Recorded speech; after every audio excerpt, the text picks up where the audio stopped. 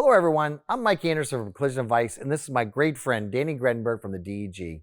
And we are so excited to be working with SCRS to bring you a brand new series of quick tips to help you to boost your business.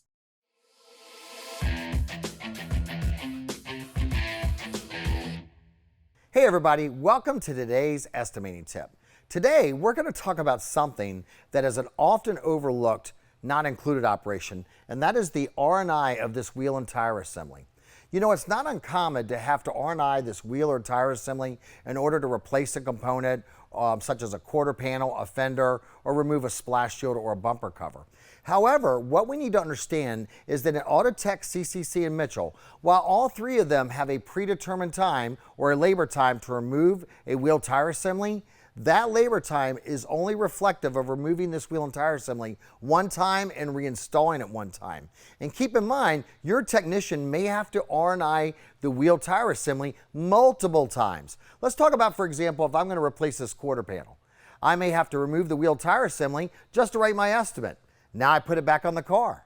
Now I got to remove it a second time when the parts come in so I can replace the quarter panel. Now I have to reinstall and put it back on the car so I can drive it to paint. And now after the vehicle's painted, I have to remove it a third time just to reassemble the vehicle. Therefore, I've R&I'd this wheel and tire assembly 3 times, but the labor time in the estimating system is only for one R&I. Now let's talk about a couple other things that are not included in the R&I labor time from the estimating system.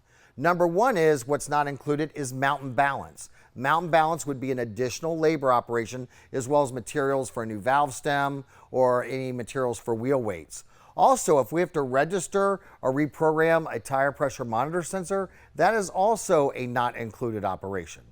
And last but not least, one of the things we want to make sure that we don't forget is that we may have to remove all 4 wheels and tires to mount a vehicle on a frame machine. But it's important you check with your technician to ensure that's required on the specific equipment you have. And as an estimator, we always want to make sure that we research the torque specifications to ensure that our technicians torque the lugs back to their proper specifications according to their own repair procedures. I'll be honest with you, I actually like to take my torque specs and put them as a line note on my estimate. So ladies and gentlemen, as simple as it sounds, R&I the wheel tire assembly is not that simple. Make it a great day.